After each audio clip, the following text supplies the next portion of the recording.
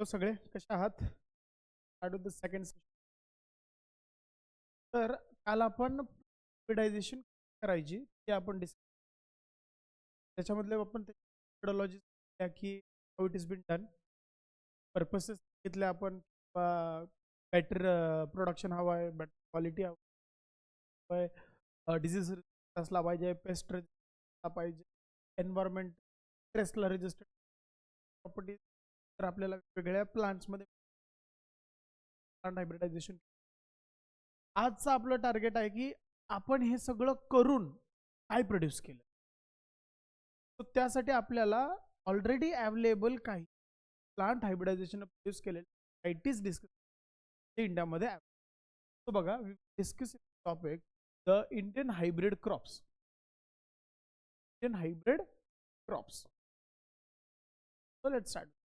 तो पहिला आपल्याला व्हीट आणि राईस बद्दल. इंडियामध्ये त्या काळी दुष्काळ पडलेला होता. त्यामुळे झालं होतं की जास्तीत जास्त लोकांची भूक भागली पाहिजे, पण तेवढं प्रोडक्शन अवेलेबल नव्हतं. तो मग असे क्रॉप्स आपण होते सेमी व्हरायटी, जे लाईकवाईज अमेरिकाहून आणली किंवा अमेरिकेहून राईसची व्हरायटी आणली होती. तर तैवान नावाच्या प्लेसहून राईसची व्हरायटी आणली होती. अशा व्हरायटीज आपण आणली त्या लोकल क्रॉपायझेशन. आणि एक अशी न्यू व्हरायटी बनवली की अमेरिकेची कोणती प्रॉपर्टी कॅरी करताय, हाय प्रोडक्शनची. त्यांची कोणती कॅरी करताय, इंडियाच्या सॉइलवरती ग्रो व्हायची विथ विथ रेजिस्टन्स प्रॉपर्टी आपण हायब्रिडाइज करून MS Swaminathan. So in 1960 rice production tremendously. Norman E Borlaug developed बघा व्हरायटी ऑफ व्हीट. तसंच इंडियामध्ये आता कोणती व्हरायटी आली, सोनालिका, कल्याण. हे इम्पॉर्टंट आहेत तुमचे. Are two of the hybrid wheat varieties grown in India. तो इंडियाच्या व्हीट व्हरायटीज विचारल्या, आन्सर पाहिजे पहिलं. सोनालिका आहे, कल्याण. हे इंडियन व्हरायटी आहेत व्हीटच्या. सेमीडॉर्फ राईस पण बनवला होता, वर टेकन फ्रॉम बघा इंटरनॅशनल राईस रिसर्च इन्स्टिट्यूट. एक आणला होता IR8, आणि तायचुंग नेटिव्ह 1 आणला होता फ्रॉम तैवान. आणि त्यांनी ते इंडियामध्ये इंट्रोड्यूस केलं. ते इंडियामध्ये इंट्रोड्यूस केलं फ्रॉम IRRI. हाच फुल फॉर्म त्यांनी सीटला विचारलेला आहे. ठीक आहे. दुसरं, तायचुंग नेटिव्ह 1 कुठून आणला होता आपण, तैवानहून. इंडियामध्ये ब्रीड केलं आणि एक इंडियन व्हरायटी बनवली होत्या, that is Jaya, Padma and Ratna. So Indian rice variety, त्यामधली राईसची व्हरायटी कोणत्या? जया, जया, पद्मा, रत्ना. हे इंडियन व्हरायटी पासून बनवल्या होत्या, ते आपण नॅशनल रिसर्च इन्स्टिट्यूट आणली होती, दॅट इज IR8. आणि तैवानहून आणली होती तायचुंग 1. यांच्यापासून इंडियन व्हरायटीज बनवून घेतल्या आणि त्याला आपण इंडिया ॲग्रिकल्चर सेमीडॉर्फ व्हरायटी. तर बघा, better yielding semidwarf rice variety that were developed later. Next, sugar केनच्या काही व्हरायटीज बनवल्या. आता ह्याची स्टोरी खूप छान आहे, ते आपण लक्षात घेऊया. तर इथे आपल्याला दोन ग्रुप्स बद्दल सांगतील. एक आहे आपल्याकडं सॅकॅरम बार्बेरी आणि दुसरा आहे सॅकॅरम ऑफिसिनारम. तर ह्याची स्टोरी काही नाही टाईप. तो सॅकॅरम बार्बेरी हा आहे आपला नॉर्थ इंडियामध्ये उगणारा. हे नॉर्थ इंडिया. दुसरा आहे सॅकॅरम, हे ग्रो होतो आपल्या साऊथ इंडिया. तो पहिलं तर हेच सोपं लक्षात ठेवणं. बघा कसं, SO साऊथ, मग राहिलेला नॉर्थ मध्ये. आता इश्यू काय आहे बघ, Saccharum barberi is native for north and so officinarum belongs to. Officinarum has thick stem. म्हणल्यावरती हाय शुगर डेफिनेटली. तो जो ऑफिसिनारम होता, तर तुम्हाला काय मिळणार, थिक स्टेम मिळणार. Sugar was more. तो नॉर्थवाल्यांची इच्छा झाली की आमच्याकडे पण ऑफिसिनारम ग्रो केला पाहिजे. पण प्रॉब्लेम असा झाला की ऑफिसिनारम लावल्यावरती तिकडे ग्रो नाही. नॉर्थच्या कंडिशन साऊथपेक्षा. तो बघा, सो दीज टू व्हेरायटीज वर क्रॉस्ड. मग नॉर्थवाल्यांनी काय केलं, सॅकॅरम बार्बेरी जे नॉर्थमध्ये इझिली ग्रो करू शकतो त्याला क्रॉस केला सॅकॅरमवाल्या शुगरशी आणि एक नवीन व्हेरायटी तयार केली. ठीक आहे. मग त्या व्हेरायटीजची नावं CO म्हणून लेबल केलेत आणि वेगवेगळे नंबर दिलेत. CO149 असेल किंवा CO421 असेल किंवा CO453. CO काय आहे तर इंडियाचं शुगर इन्स्टिट्यूट, रिसर्च इन्स्टिट्यूट कोइंबतूरला आहे. कुठे आहे, कोइंबतूरला. तो त्या कोइंबतूरचा CO आला. These two varieties were crossed to get a desirable quality of both high sugar, thick stem and ability to grow in North India. And among CO149, CO421, 419, 421 and 453 are high yielding, having high sugar content, are developed in India at Coimbatore, Tamil Nadu. So sugar institute मध्ये कोइंबतूर मध्ये काय आहे, sugar research institute आहे, sugar research ते develop केले. Fine. तर millets मध्ये बघा बरं काय सांगितलं, हायब्रिड मेज बनवला ज्याचं नाव आहे गंगा3. काय गंगा3. जोवारचा बनवला CO12. नेक्स्ट बाजरीचं बनवलं निफाड. ठीक आहे. सो हे जे व्हरायटीज आपण बनवून घेतले ते वर with the help of plant हायब्रिडायझेशनच्या मदत आणि ते इंडियामध्ये. दीज व्हरायटीज, हे सगळे व्हरायटीज कशा होत्या, हाय इल्डिंग, रेजिस्टंट टू वॉटर.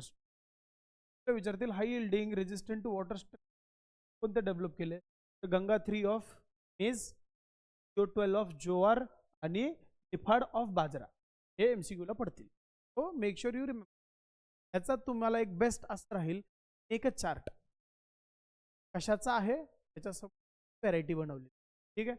ही एक स्टोरी आहे जे विचारतात ते की नॉर्थ वाल्यांना ऑफिसिनारम हवा होता, बार्बेरी नको होता.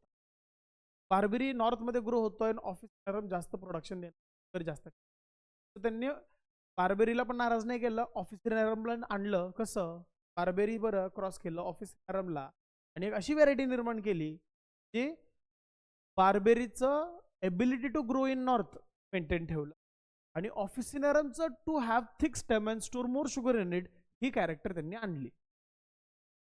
तो बार्बेरीला नाराज नाही केलं घरातून काढून, ऑफिसिनारमचं कॅरेक्टर पण. फायदा काय झाला, नॉर्थची एबिलिटी ग्रो करायची, बार्बेरीची ग्रो करायची, बार्बेरीची नॉर्थमध्ये ग्रो करायची एबिलिटी आणि ऑफिसिनारम पण ते नंबरिंग केली CO419, CO421, CO453. लक्षात. CO फॉर कोइंबतूर तमिळनाडूमध्ये शुगर इन्स्टिट्यूट.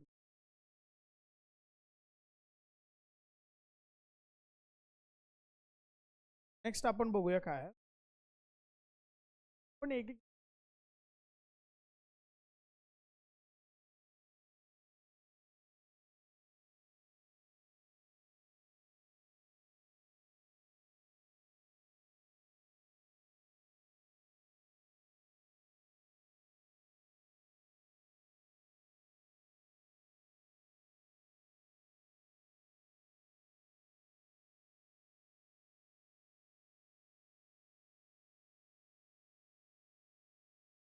आता आपण बघणार आहेत प्लांट ब्रीडिंग फॉर व्हॉट, काय प्रोड्यूस केलं आपण, डिजीज रेजिस्ट.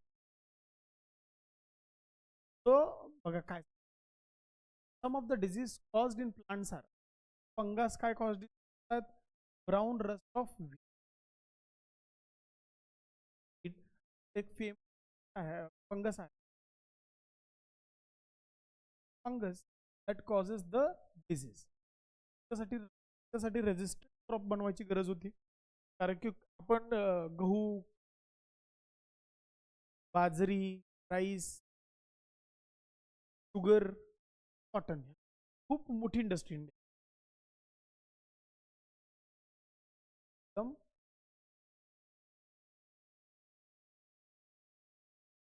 डिजीज काय, red rot of sugar cane असतं, लाल रे, that is a red rot of sugar.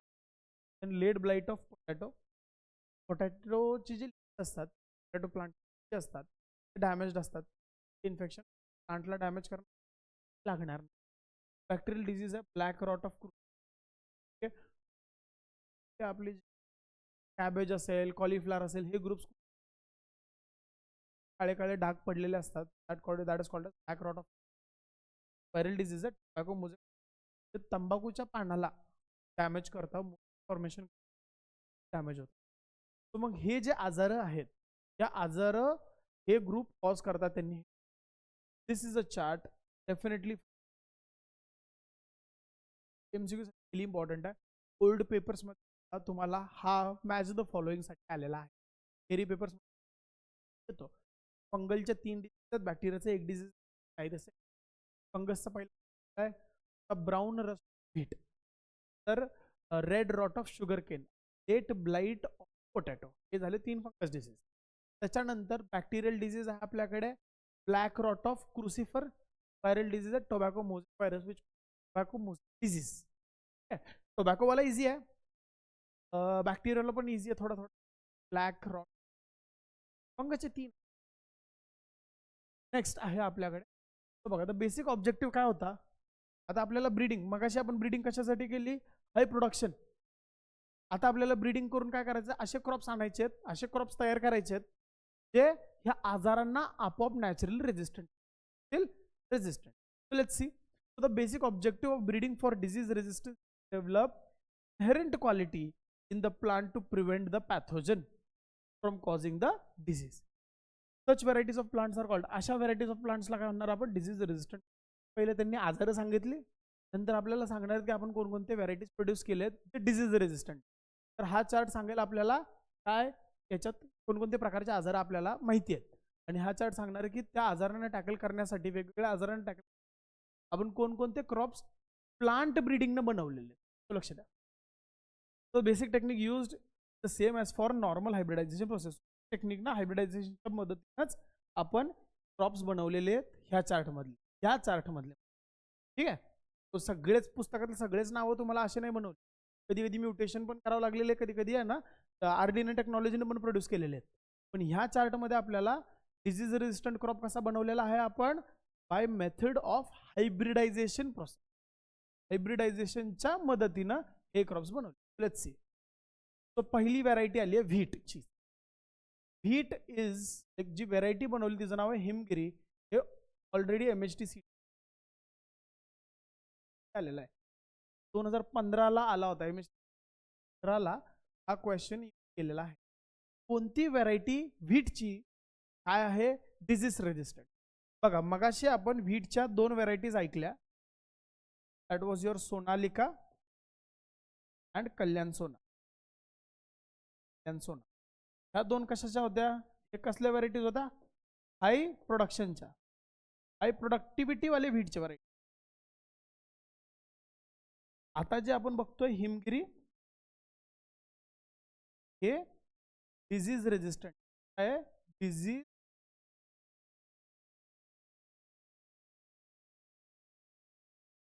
Making 2 गोष्टी सेम नाहीये. सोनालिका कल्याण सोना हाय प्रोडक्टिव्हिटी वाले आहेत, हिमगिरी डिसीज. बघा, आणि कोणत्या डिसीजला, लीफ अँड स्ट्राइप रस्ट. हे जे रस्ट होतं ना, ब्राऊन रस्ट जे लीव्सला लागत होता तो निघून गेला. हिल बंट नावाचं पण एक कंडिशन, त्याच्यासाठी पण तो काय झाला रेजिस्ट. नेक्स्ट आहे ब्रसिका. ब्रसिका म्हणजे आपले मोहरीचा वगैरे ग्रुप असेल तर त्याच्यामध्ये आपण स्वर्णिम नावाची व्हरायटी बनवली. स्वर्णिम ब्रसिका म्हटल्यावरती आपलं मस्टर्ड फॅमिली म्हणतो आपण ह्यांना. ते मस्टर्ड फॅमिली असते, त्यामध्ये आपल्याला 2 व्हेरायटी येतील, ब्रसिका ओलेरेशिया. तर हे कॅबेज आहे. तर हे स्वर्णिम कॅबेजची एक व्हरायटी बनवलेली. कशी व्हरायटी बनवली कॅबेजची, आणि व्हाईट रस्ट नावाच्या डिझीज पासून रेजिस्टर. नेक्स्ट आहे कॉलीफ्लावरची एक बनवली आहे, पुषा शुभ्रा. काय बनलेत, पुषा शुभ्रा. पांढरं दिसलं पाहिजे, कारण की आजार कोणता होता गेला रे, हा ब्लॅक रॉट ऑफ क्रुस, काळं पडत होतं. सो एक अशी व्हरायटी बनवली ज्याच्यात ब्लॅक रॉट होत नाही, म्हणजे पांढरच राहत आहे. तो ब्लॅक रॉट पासून रेजिस्टंट आहे. कर्ल ब्लाइट ब्लॅक रॉट, 2 प्रकारचे ब्लॅक रॉट सांगितले, ब्लॅक रॉट आणि एक कर्ल ब्लाइट ब्लॅक रॉट, दोन्ही पासून तो झाला रेजिस्टंट. नेक्स्ट आहे चिलीची एक व्हरायटी बनवली, दॅट इज युअर पुष्पा काय म्हटलं, सदाबहार. पुष्पा सदाबहार. आता मी असं कधी कायम लक्षात ठेवलं की मिरच्या खाल्ले का बाहेर होत ते आपल्याला सुधरतच नाही अवतीभोवती, आपण सदाबहार झालो असं डोक्यात ठेवून ठेवायचं. चिलीची एक व्हरायटी बनवली सदाबहार. कोणकोणत्या आजाराला रेजिस्टंट आहे? चिली मोझॅक व्हायरसला, टोबॅको मोझॅक व्हायरसला आणि लिपल हे डिझीज दिले त्याच्यापासून हा व्हरायटी आपला एकदम कम्प्लिटली रेजिस्टंट. चला पुढे.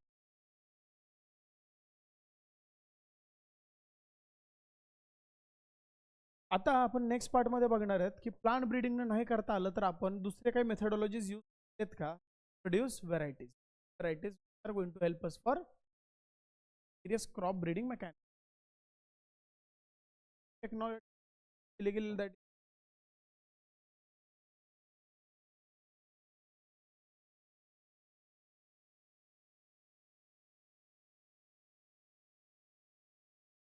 so mutation what पहिलं तर म्युटेशन बद्दल बोलू.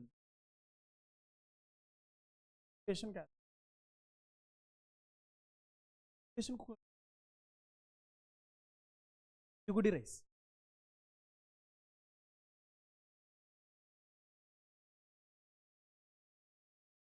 चिकुडी राईस ना ओइनोथेरा लेमार्कियाना नावाचे त्यांनी ऑब्झर्व केलं. That is your evening primrose. आणि त्याच्यावरती त्यांनी सांगितलं की mutation is nothing but a sudden change. Sudden change आहे. हा चेंज कायम लक्षात ठेवायचा. इनहेरिटेबल असणार, जनरेशनला जाणार. ठीक आहे. कसं असणार? Inheritable. Sudden change which is inheritable in phenotype. त्याच्या कुठल्याही एक्सप्रेशन मध्ये सडन चेंज झाला, पण त्याचं कारण काय? ड्यू टू चेंज इन जीनोटाईप मध्ये सडन चेंज आल्यामुळं फिनोटाईप मध्ये सडन चेंज येतोय. तर ह्या फिनॉमिनला आपण म्हणतो. आता ह्याला आपण ब्रीडिंग मध्ये कसं वापरलं पुढं. सो म्युटेशन ब्रीडिंग काय सांगतं? आपण वेगवेगळे रेज यूज करू शकतो, likewise X rays, gamma rays, something. तो आपला हा एक क्रॉप आहे, लक्षात घ्या. कोणत्या एक्सचेंज, कोणत्या स्पेसिफिक एक्सचेंज ज्याच्यामुळे हा प्लांटमध्ये फिनोटाइपिक एक्सप्रेशन चेंज झाले, कुठली तरी एक्स प्रॉपर्टी आली आहे. बट ते आणण्यासाठी आपण ब्रीडिंग खूप प्रयत्न केले, पण ब्रीडिंगच्या मेथडॉलॉजीनं तो चेंज येतच नाहीये. तर आपण काय बघणार? तो चेंज जो हवा आहे त्याच्यानुसार आपण कुठल्या तरी स्पेसिफिक जीन म्युटेशन करणार with the help of various rays. It could be your gamma rays and all. Gamma rays असू शकतात, एक्स रेज असू शकतात. त्याच्या मदतीनं आपण त्याच्यामध्ये काय आणला? चेंज आणला. कधी कधी CO2 कॉन्सन्ट्रेशन पण करू शकतो, और कधी कधी आपण UV रेसच्या मदतीनं पण तो म्युटेशन इंड्यूस करू शकतो. आपण इंड्यूस केला ना तो चेंज. सो ते कशाच्या मदतीनं? रेसच्या लाईक वेगवेगळ्या कंपाऊंडच्या मदतीनं. आणि फर्दर पुढे जाऊन सांगतोय की तो ठरवून आपण चेंज आणलाय. समजतंय? पहा. So mutation is what? Sudden heritable change in genotype caused naturally. It can also be induced by application of chemicals. So आता आपल्याला नॅचरल म्युटेशन्स, आता दोन प्रकारचे म्युटेशन्स आहेत, फिजिकल आणि chemical. What do mean by mutations? So agents that causes mutation, त्यांना म्हणतो आपण म्युटेशन्स. तुमचे फिजिकल पण असू शकतात, मग ते फिजिकल मध्ये रेज येणार आणि केमिकल्स मध्ये वेगवेगळे मॉलिक्युल्स येऊ. EMS दिला असेल, दिलाय. तो पहा. तो नॅचरल फिजिकल म्युटेशन्स मध्ये काय असतं? High temperature is a physical mutation, high concentration of CO2 is mutation, X rays mutation, UV rays is a mutation. Chemical mutation मध्ये बघा त्यांनी दिला nitrous acid, EMS that is ethyl methyl sulphonate, mustard gas important आहे, ह्याच्यावरती सीटला question केलाय. आणि colchicine. काय? कॉल्चिसिन. कॉल्चिसिन हा सेल डिव्हिजन इनिबिटर आहे. आणि स्पेसिफिकली सेल डिव्हिजन इनिबिटर मध्ये तो सायटोकायनेसिस फक्त होऊ देणार नाही, कॅरिओकायनेसिस झालेलं असतं. ठीक आहे. म्हणून तुम्हाला पाहायला मिळेल कधी कधी काय म्हणतो आपण त्याला, multiple sets of chromosomes create होतात. म्हणजे एक डिप्लॉइड सेल असतो ना, जर त्याला आपण सेल डिव्हिजन पासून रोखलं तर तो टेट्राप्लॉइड होणार. टेट्राप्लॉइडला रोखलं तर तो ऑक्टाप्लॉइड होऊ शकतो, ते कॉल्चिसिनच्या मदतीने. असे मॉलिक्युल्स असतात जे म्युटेशन कॉज करू शकतात, तशांना आपण म्युटेशन्स म्हणतो. दोन प्रकारचे आपल्याला टेक्स्टबुक मध्ये दिले आहेत. पहिला दिलाय फिजिकल म्युटेशन, दुसरा दिलाय केमिकल.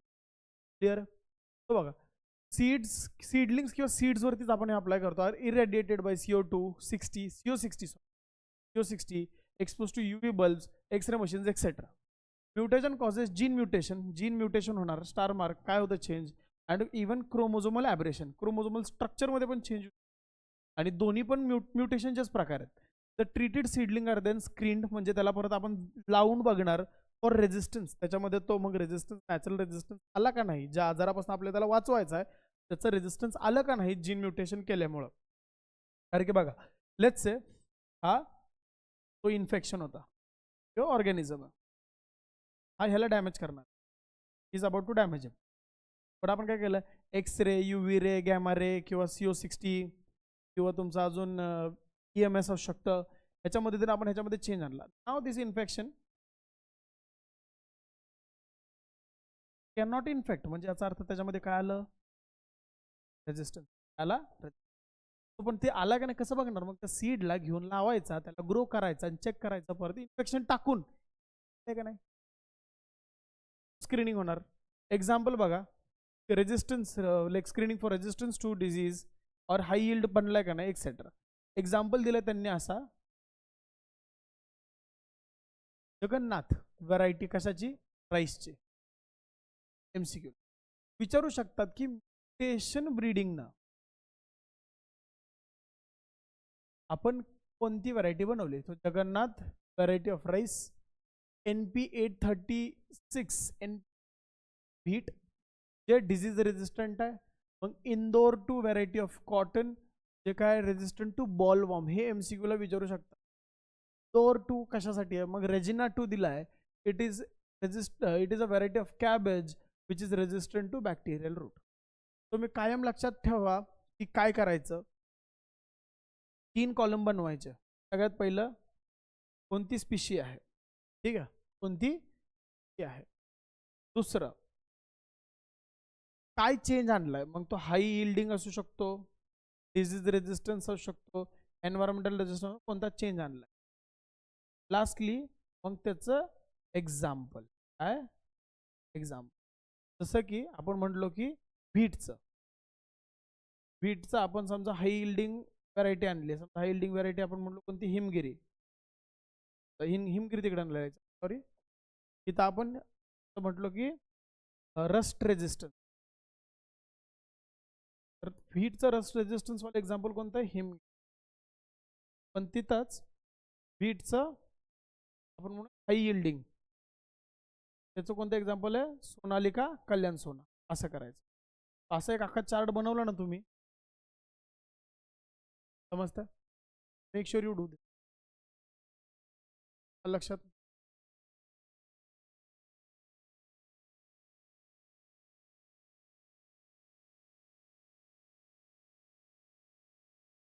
आता नेक्स्ट आपण काम केलंय, इन्सेक्ट रेजिस्टंट क्रॉप बनवलेत पण प्लांट ब्रीडिंगच्या मध्ये. तो इन्सेक्ट रेजिस्टंटला आपण पेस्ट रेजिस्टंट पण म्हणतो, आपण पेस्ट रेजिस्टंट म्हणू शकतो, ठीक आहे. करायचंच आपल्याला.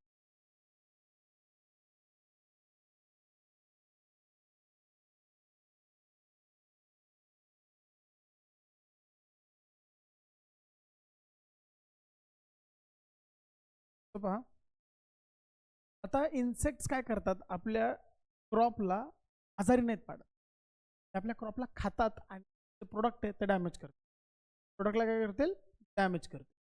तर ते डॅमेज होऊन क्रॉपमध्ये एक नॅचरलेबिलिटी असावी ते इन्सेक्टला प्रिव्हेंट करण्यासाठी. तो मग आपण अशा प्लांट ब्रीडिंगच्या मदतीनं काही व्हेरायटीज जे इन्सेक्ट रेजिस्टंट आहेत किंवा pest resistant, plant breeding for developing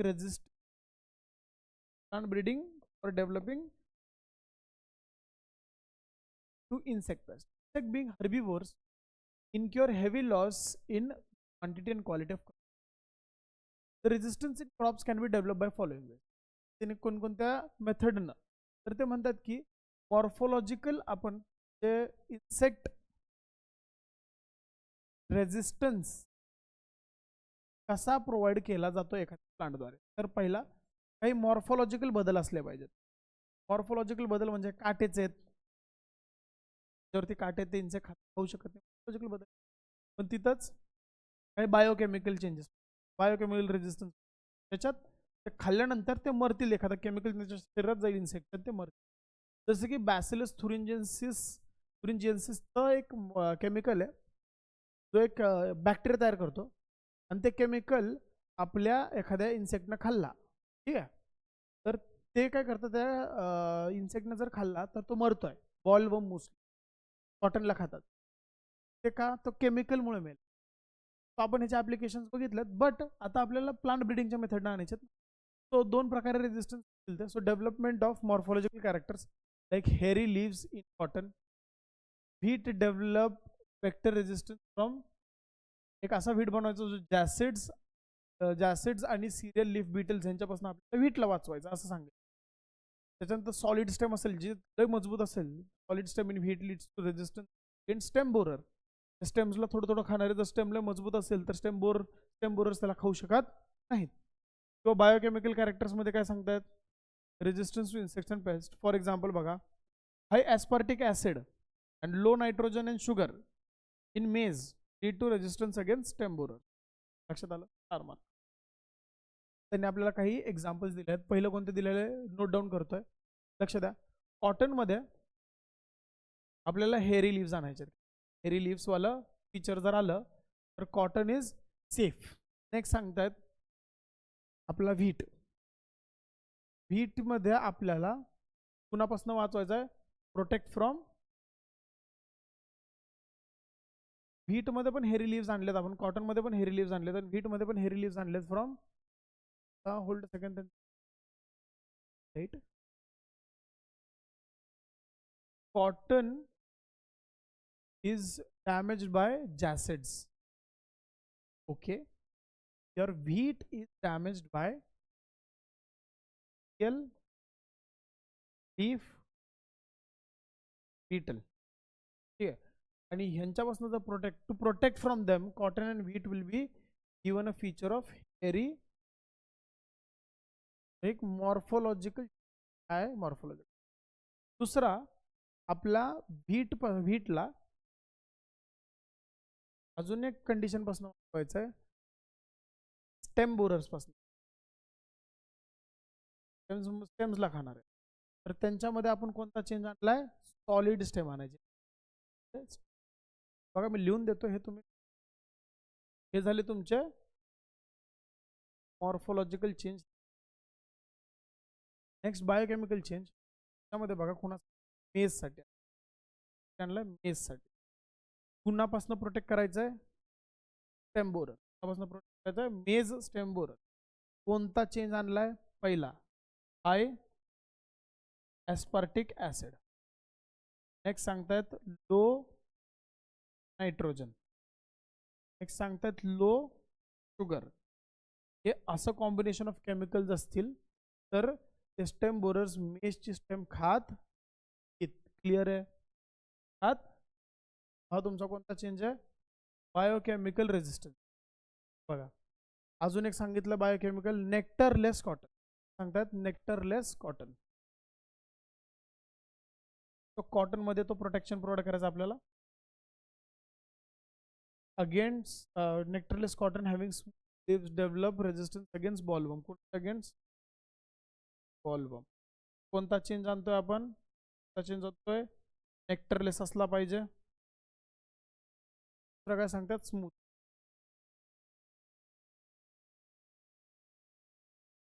you write down like you write down की कॉटनला ॲसिड्स पासून वाचवायचं तर हे रिलीज, कॉटनला बॉलवर्म पासून तर नेक्टरलेस पाहिजे. तो माय क्लिअर? Morphological biochemical. आता आपण काही ऑलरेडी व्हरायटीज प्रोड्यूस केल्यात, तर ते बघूया. पहिलं ब्रसिकाबद्दल. ब्रसिकाचा पुसा गौरव व्हेरायटी ॲफिड्स नावाच्या इन्सेक्ट्स इन्फेक्टेड आहे.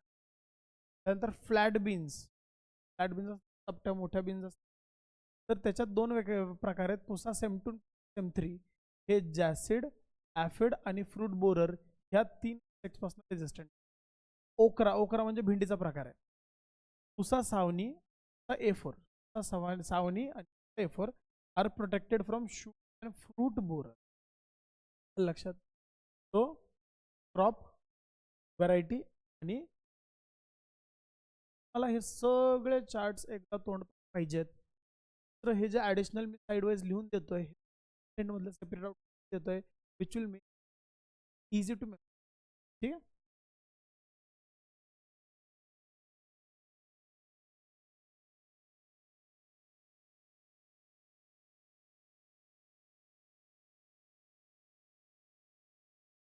Now we will discuss conceptual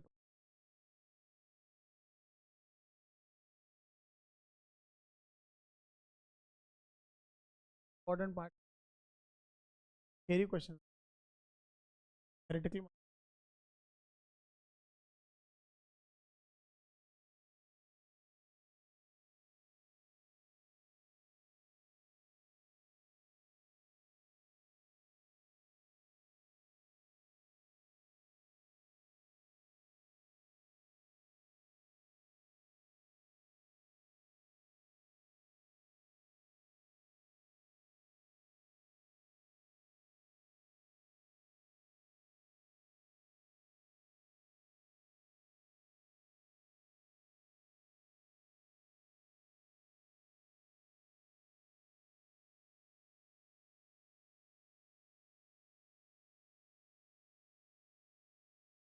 पुढचा part.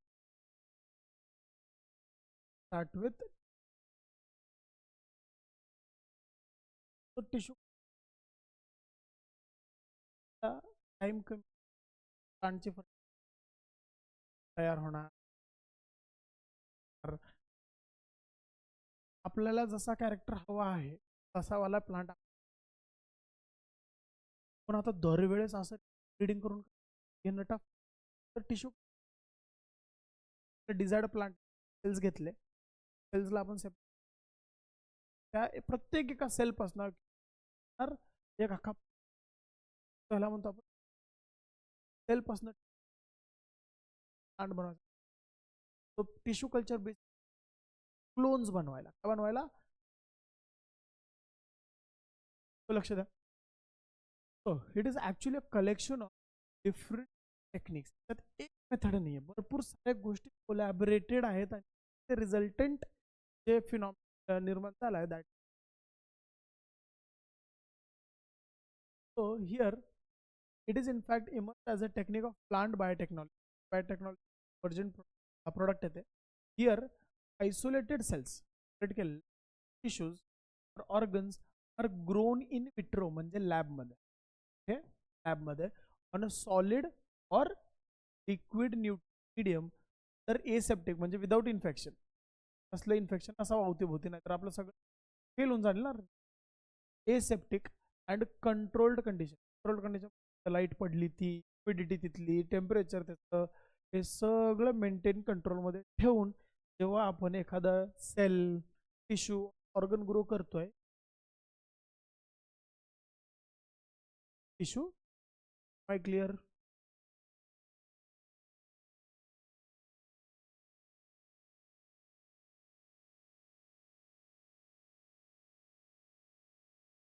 आता plant tissue culture is based on principle of टॉटिपोटन्सी.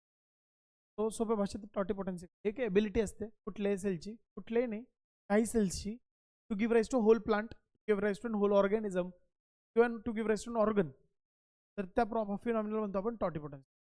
A cell can give rise to whole new plant. It is having the ability called as टॉटी. ability त्यांच्यात टॉटी. What is totipotency? Totipotency is an inherent ability of a living plant cell to grow, divide, redivide, give rise to a whole plant. समजलं? मग एका sale पासून जर आपला अख्खा plant निर्माण झाला तर ह्या सेल मध्ये कोणती एबिलिटी? टॉटिपोटन्सी. अशा सेलला आपण म्हणतो टॉटिपोटेंट सेल. काय सेलला? टॉटिपोटेंट. टॉटिपोटेंट. ठीक आहे. आता हाबरलँड नावाचे सायंटिस्ट होते, त्यांचं भरपूर कंट्रीब्युशन आहे. हाबरलँड 1902 हा सीटीला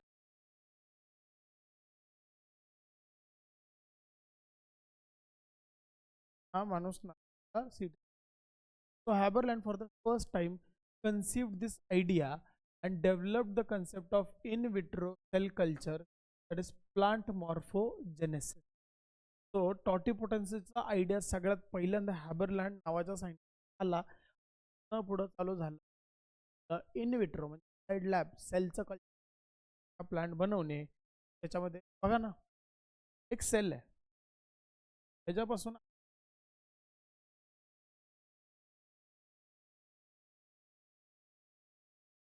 एक प्लांट फॉर्म झाला, स्टेम तयार झाला, तिन्ही तयार झालेत.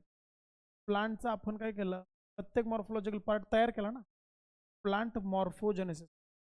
त्यात प्लांट मॉर्फोजेनेसिस, जेनेसिस म्हणजे प्रत्येक प्लांटचा मॉर्फो केला. सेलमध्ये टॉटिपोटेन्सी याच्यात.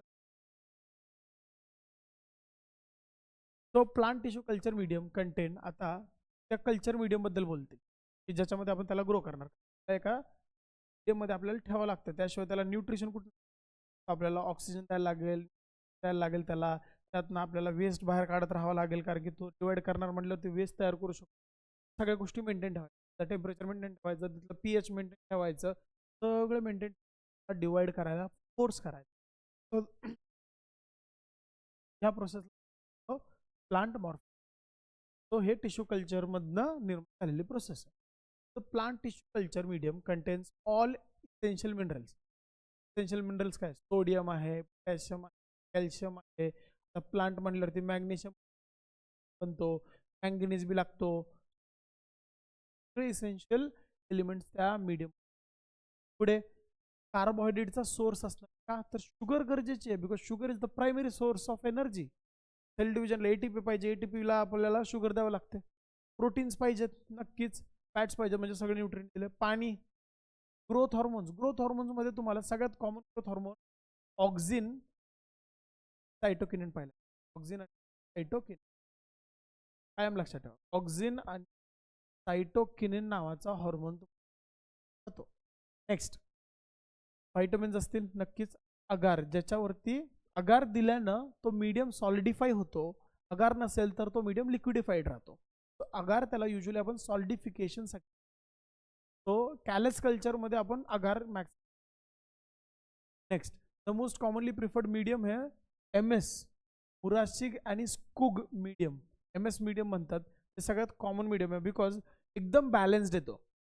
तो मीडियम जो बनवला गेला आहे ना मुराशिक आणि स्कुग नावाच्या सायंटिस्टच्या मदतीनं, त्या दोघांनी एक असा परफेक्टली बॅलन्स्ड न्यूट्रिएंट मीडियम बनवलाय आणि तो टिश्यू कल्चर मध्ये सगळ्यात जास्त use. So based on the nature of explant there are three types of tissue cultures. पहिले दिले cell culture, organ culture, embryo culture. Star mark करा, ते विचारतील बेस्ड ऑन एक्सप्लांट. आता क्वेश्चन असतो की सर एक्सप्लांट म्हणजे आपण त्या मीडियम मध्ये टाकायला काय यूज केलं, एक सेल यूज केलाय की एक ऑर्गन यूज केलाय की एक एम्ब्रियो म्हणजे सीडच्या आतमधलं. तो सेल फक्त एका सेल पासून आका प्लांट बनवला तो सेल कल्चर, एखाद्या ऑर्गन पासून आका प्लांट बनवला तर ऑर्गन कल्चर, आणि शेवट एम्ब्रियो पासून बनवलाय तर एम्ब्रियो कल्चर. तो एक्स प्लांट म्हणजे कोणता पार्ट यूज टिश्यू कल्चर मध्ये, आपल्या डिझायर्ड प्लांट मधला काय घेतलं आपण, समजलं. नेक्स्ट दुसरा टाइप आहे based on the type of in vitro growth. मग ग्रोथ कशा प्रकारची झाली, जर सॉलिड मीडियम मध्ये केली आहे तर त्याला म्हणायचं कॅलस कल्चर, आणि लिक्विड मीडियम मध्ये केली तर त्याला म्हणायचं सस्पेन्शन. समजलं. सॉलिड मीडियम मध्ये केले तर कॅलस कल्चर आणि लिक्विड मीडियम मध्ये केले तर सस्पेन्शन कल्चर. लक्षात कसं ठेवायचं, कॅलस खडा, कॅलस म्हणजे खडा, खडा म्हणजे सॉलिड असतो, सस्पेन्शन कशात तरंगणे, सस्पेंडेड लिक्विड, असं लक्षात ठेवा. तो कॅलस कल्चर सॉलिड मीडियम मध्ये केलं जातं, सस्पेन्शन कल्चर लिक्विड मीडियम मध्ये केलं जातं. MCQ ला काय विचारतात माहिती आहे का, 1 मार्क साठी, based on the type of in vitro culture tissue कल्चरचे प्रकार सांगा. मग कॅलस आणि सस्पेन्शन. पण एक्स प्लांटच्या नेचरवरती आपण टिश्यू कल्चरचे टाइप्स विचारले तर सगळं सेल कल्चर, ऑर्गन कल्चर आणि एम्ब्रियो कल्चर. तो हे तुम्हाला MCQ ला विचारतील. ह्याच्यात विचारतील कोणता नाही आहे, तो सेल ऑर्गन आणि एम्ब्रिओ कल्चर हे आहेत नेचर ऑफ एक्सप्लांटच्या बेसिसवरती. चौथा जो ऑप्शन असेल कोणता नाही असं समजून जा. चला आता नेक्स्ट. आता एसेप्टिक कंडिशन मेंटेन कशी ठेवायची, कारण की इथे त्यांनी आपल्याला कुठेतरी सांगितलं एसेप्टिक कंडिशन ठेवा. आता विचार करा, आपलं एक न्यूट्रिशन आहे, सॉलिडिफाईड आहे, त्यामध्ये आपण सेल कल्चर करायचा प्लॅन, सेल टाकला. आता प्लांट सेल डिवाइड करणार होता, काय करणार होता, एक्स प्लांट कोणता आहे आपला, X plant which we have used is a cell, म्हणून हा सेल कल्चर झाला. मीडियम मध्ये सॉलिडिफिकेशन असेल अगार टाकल्यामुळं, काय टाकल्यामुळं, अगार टाकला ना समजा, फक्त मी इथं अगार लिहिला तर तुम्हाला कळलं पाहिजे की सॉलिडिफाईड मीडियम आहे, काय ते सॉलिडिफाईड मीडियम. तर मीडियम सॉलिडिफाईड असेल तर तो कशा टाईपचा कल्चर झाला, कॅलस की सस्पेन्शन, कॅलस कल्चर झाला. तर एसेप्टिक कंडिशन मेंटेन ठेवण्यासाठी काय, का तर बघा बॅक्टेरिया जर आला आणि हे उघडं ठेवलंय तर त्या बॅक्टेरिया सगळं न्यूट्रिशन खाणार, तोच त्याच मीडियमवरती ग्रो करणार, आपला सेल ग्रो पण नाही करणार, उलट मरून जाईल वेगळा. तो हे व्हायला नको, आलं लक्षात. तो पहा, so maintenance of aseptic condition. Aseptic condition is essential to avoid contamination by other harmful microorganisms. आणि हे कशाच्या मदतीने हेल्प करतो आपण, स्टेरलायझेशनच्या मदतीनं. ते ग्लास जे काही यूज करणार आहेत आपण त्याला चांगलं स्वच्छ धुवायचं, त्याला क्लीन ठेवायचं, कशाच्या मदतीनं, मग ग्लासवेअरला क्लीन करणार आपण डिटर्जंटच्या मदतीने किंवा हॉट एअर ओव्हनच्या मदतीने. न्यूट्रिएंट मीडियम आपण कसं एकदम नीट क्लीन ठेवणार, ऑटोक्लेव्ह करायचं, त्या एक मशीन असते ऑटोक्लेव्हची मशीन, त्या ऑटोक्लेव्ह मध्ये आपण त्याला मीडियमला पास करतो, त्यातलं सगळं काही जे मायक्रो ऑर्गॅनिझम क्लिअर होऊन जातात. आपल्याला किती 15 LB पर स्क्वेअर इंचच्या प्रेशरनं आपल्याला ऑटोक्लेव्ह ठेवायचा असतो 20 मिनिटासाठी. सगळे जे एक अनवॉन्टेड मायक्रो ऑर्गॅनिझम मीडियम मध्ये असतील ते मारले जातात. असेल बघा 15 LB पर स्क्वेअर इंचच्या प्रेशरनं आपण 20 मिनिटासाठी त्या मीडियमला ठेवणार. नेक्स्ट, एक्स प्लांटला कसं आपण एसेप्टिक कंडिशन मध्ये ठेवतो, तर ह्याचा पार्टला खूप मजेदार आहे. आपला जो स्टेम असतो ना, स्टेमची ही टिप आहे, त्या टिपला म्हणतो आपण अपायकल मेरिस्टेम. काय म्हणलंय, अपायकल मेरिस्टेम. ह्याच्यातले सेल्स हे कायम व्हायरस फ्री असतात, कायम व्हायरस फ्री असतात. काय बोललोय, they are always virus free.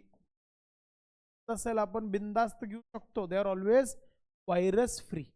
बघा एक्सप्लांट बाय ट्रीटमेंट, आता समजा आपण दुसरीकडला कुठला घेतला तर त्याला 20% इथाइल अल्कोहोल आणि 0.1% मर्क्युरियस क्लोराईड ह्याच्यामध्ये आपण यूज करू शकतो, त्याच्यामुळे तुमचा एक्सप्लांट क्लीन होऊन जाईल. पुढे इनॉक्युलेशन चेंबर ज्याच्यामध्ये ठेवणार आहेत, त्या चेंबरमध्ये आपण त्याला ठेवणार आहेत, त्याला म्हणायचं इनॉक्युलेशन चेंबर. तर लॅमिनार एअरफ्लो असतो, तर आपण ते पास करणार by using UV ray tube for 1 hour before performing plant the sterilize nutrient. आता पुढे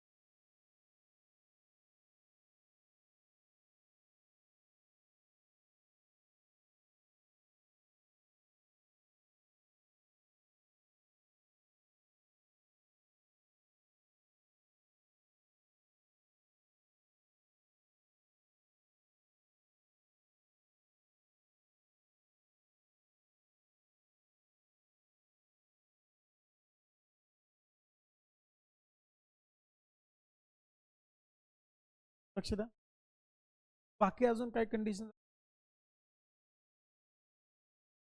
so other conditions maintained are temperature आपल्याला 18 ते 20 पडेल. pH किती असलं पाहिजे 5 to 5.8 एरेशन झालं पाहिजे. बिकॉज स्पेसिफिकली सस्पेन्शन कल्चरला एरेशन झालं पाहिजे. कारण की काय होतं इकडे एरेशन म्हणजे केलं पाहिजे, त्याच्यात एअर प्रोव्हाइड केलं. कधी कधी सेल्स काय होतात डिवाइड केल्यावरती बोलस होतं. बोलस जर राहिला तर ते कॅलस राहणार. त्याच्यामध्ये एरेशन आपण दिलं म्हणजे त्याला हलवत राहिलं स्टररच्या मदतीनं, ते सेल्स काय होतील सगळे सेपरेट होतील आणि सेपरेटली ह्यांचा परत काय होणार डिव्हिजन होणार आणि मल्टिपल क्रॉप्स आपल्याला एका टाइम. बघूया काय सांगतात.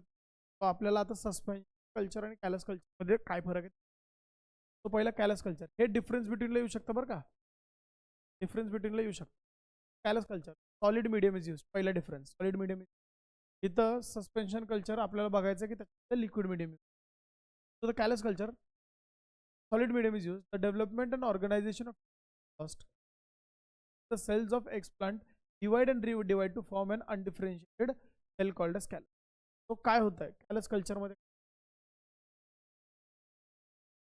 इथे आपण एक मीडियम घेतला आणि तिथे एक एक्सप्लांट. ह्याच्यामध्ये आपण डिवाइड आणि रिडिवाइड होताना पाहणार सेल्सला. Divide and redivide it will eventually form a bolus of sale. म्हणायचं ते सेल सेपरेट होऊ शकले नाहीत का तर सॉलिडिफाईड मीडियम आहे. कसा मीडियम आहे सॉलिडिफाईड. पुढं it maintained on solid medium callus can be induce to form. आता ह्याच्यामध्ये आपण फर्दर काय करू शकतो रूट्स आणि शूट बनवून घेऊ शकतो. तर कॅलसमध्ये आपल्याला शूट पण बनताना मिळेल रूट पण बनताना. शूट जर बनला तर त्याला आपण म्हणतो कॉलोजेनेसिस. काय म्हणतो त्याला कॉलोजेनेसिस. बनला तर त्याला म्हणतो आपण रायझोजेनेसिस. आणि हे दोन्ही डिपेंड करतं कशावरती आपण ऑक्सिन आणि सायटोकिनिनचा रेशो कसा. समजा मी ऑक्सिन कमी दिला आणि सायटोकिनिन जास्त दिला तर कॉलोजेनेसिस होणार. आणि ऑक्सिन जास्त दिला आणि सायटोकिनिन कमी दिला. ऑक्सिन आणि सायटोकिनिन काय आहेत प्लांट हॉर्मोन आहेत बाळांनो. ऑक्सिन आणि सायटोकिनिन यांचा रेशिओ जो असतो ना म्हणलो रेशिओ, हा रेशिओ मॅटर करतो की तुमचं काय तयार होणार. जेव्हा ऑक्सिन आणि सायटोकिनिनचा रेशो जर इक्वल दिला तर फक्त कॅलस फॉर्म होणार. त्यांचा रेशो जर चेंज करत राहिलो तर कॉलोजेनेसिस आणि रायझोजेनेसिस होणार आहे. बघा. So it is maintained in solid medium. Callus can be induce to form organs like root that is rhizogenesis and shoot that is caulogenesis. जस द प्लांटलेट तयार झाला ना. मग नो शेकर और ॲजिटेटर इज निडेड. एरेशन याच्यात गरज नाही आहे. On the other hand suspension कल्चरचं काय small groups of cells or a single cell are used as explant in the liquid medium मध्ये use constantly agitated by using shaker. हे झालं तुमचं. इकडे आपण जे शिकलो ते काय होतं तुमचं कॅलस कल्चर होतं. काय होतं कॅलस कल्चर. इथे काय होतं त्या सस्पेन्शन कल्चरमध्ये इथं बंच ऑफ सेल्स तयार झालं होतं पण आपण ॲजिटेटरच्या मदतीने काय केलं ते सेल्स सगळे सेपरेट केले. काय केले सेल्स सेपरेट केले. ॲजिटेट करून सेल्स सेपरेट केले बघा. So agitated using shaker so that there is constant mixing of medium and explant. Both the callus and suspension culture die in due course of time. Therefore subculturing is necessary. म्हणजे त्यांना आपल्याला सबकल्चरिंग इथले जे group of cells आहेत दुसऱ्या कल्चरवरती shift करणं गरजेचं आहे. कारण की प्रत्येक कल्चर मीडियम कॅलस असो किंवा सस्पेन्शन असो ते मरू शकतं. मग तिथले सेल्स डेथ होऊ नये so we have to continuously replace the medium. ठीक आहे. नेक्स्ट आता मायक्रो प्रोपगेशन म्हणजे काय त्याला कोलोनल प्रोपगेशन पण म्हणतात. कमी टाइममध्ये कमी स्पेसमध्ये जास्त प्लांट्स प्रोड्यूस करायच्या मेथडला आपण मायक्रो प्रोपगेशन म्हणू शकतो. Organogenesis via shoots considered as one of the most widely used commercial method of regeneration. Other hand बघा मायक्रो प्रोपगेशन काय is also known as clonal propagation. It is only process adopted by Indian plant biotechnologists in different industries for commercial production of ornamental plants like orchids, chrysanthemum, calyptus, etc. and plants like banana, grapes, citrus. कमी time मध्ये जास्त plants produce करायचे micro आपण use करतोच. समजलं. ज्याच्यात organs बनवून घेतो. सेल्स घ्यायचे बोलस घ्यायचा त्याच्यात ऑक्सिजन आणि सायटोकिनिनचे रेशो चेंज करत राहायचे. प्लांट तयार झाला प्लांट लावला विकून टाकला. मायक्रो नर्सरीज वाल्या लक्षात. आता नेक्स्ट लेक्चरमध्ये आपण कल्चरचे मेथड्स बघणार आहेत स्टेप वाईज. ठीक आहे. त्यासाठी बास बाय.